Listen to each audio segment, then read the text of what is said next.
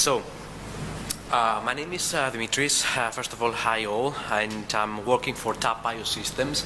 TAP Biosystems is a company that does a lot of automated systems for cell culturing, but today I'm going to focus only on the Raft 3D system for creating 3D cell cultures and its uses in oncology research. The Raft stands for Real Architecture for 3D Tissues.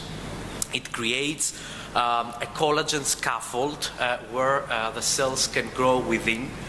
As you can see in the images below, the Raft sequence is based on removing the excess liquid from cell-seeded collagen hydrogels with the use of our Raft proprietary absorber, which increases the density of the collagen to normal physiological levels, and this process takes less than 1 hour. Here I'm going to show you how scientists can create the 3D cell cultures within a simple 3-step process, which is just mix, make, and measure. You just have to mix, first of all, the collagen with our own neutralizing solution to create the neutralized collagen to induce fibrillogenesis. Then you mix your cells, any type of cells, either primary cells or cell lines, with the neutralized collagen, and you dispense the mixture in a cell culture plate. You leave the plate to incubate in a normal incubator for 15 minutes at 37 degrees so that the collagen hydrogels are formed. And then the next The next step is that you add what I mentioned before, the Raft absorbers. Here they come as a unity, as a 96 well plate. As you can see, you just place the Raft plate with the bioabsorbers on top of the cell culture plate that contains the collagen hydrogels. This happens here in a TAP plate heater, but you can use a normal incubator for that. It has, you time it 15 minutes. And as you see here in the accelerated version, the absorbers move down the bottom of the well, increasing the density of the collagen. More than 98% of liquid is removed, and you have a density which actually is at the end 50-fold from the initial concentration. And this takes, as I said before, less than an hour. Why we believe it's important to have a 3D model. There is a recent shift towards 3D models to study cancer, because cancer is a very complex, it represents complex biology, and it exhibits, as you see here, characteristic tissue heterogeneity. You see here, for example, the cancer cells in the middle being surrounded by stroma. This tissue heterogeneity is very evident on the histological slides that you can see on the right. This comes from a bowel cancer. It's a bowel cancer tissue, and you can see again the cancer cells in the middle being surrounded by stromal cells. Although different cell types you can culture in 2D, and it's possible to create co-cultures in 2D, such sophisticated architecture basically can only be recapitulated in a 3D environment when you add the Z dimension.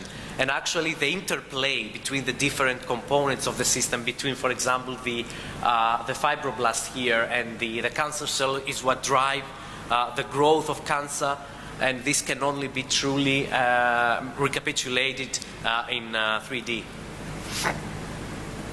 Raft system has been successfully used with different assays. Here, the common assays that are being used for 2D cell cultures.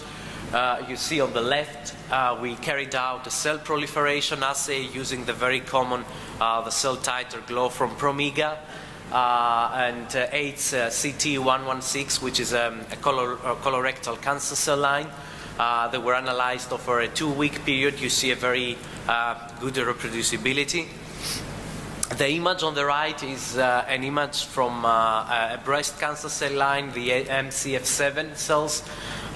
Usually cancer cells, they form this very characteristic structure, which we call the tumoroid. And at the end, at the bottom, you see we generated certain dose-response curves, which is also possible to do with Raft. Here are data that come from Novartis, where they tested 2 different biomolecules, and you can see again a very good reproducibility. Lastly, the last slide that I want to show you is about the biotherapeutics. It's a study that we did with our collaborators at UCL.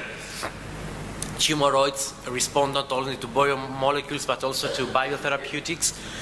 They tested cetuximab, which it's a monoclonal antibody which is used to treat cancers that express the epidermal growth factor, such as the colorectal cancer.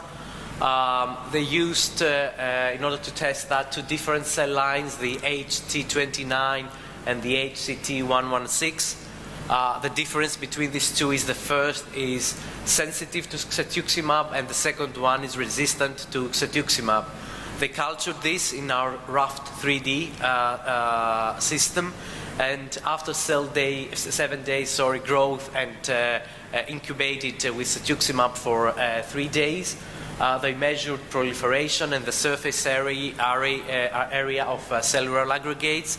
And you can see very well in the HT29, which is the black one, there is a significant reduction in growth, up to 40%, while the HCT116, there is no reduction in growth, and this is of course it shows that it is in line with what is mentioned in the literature.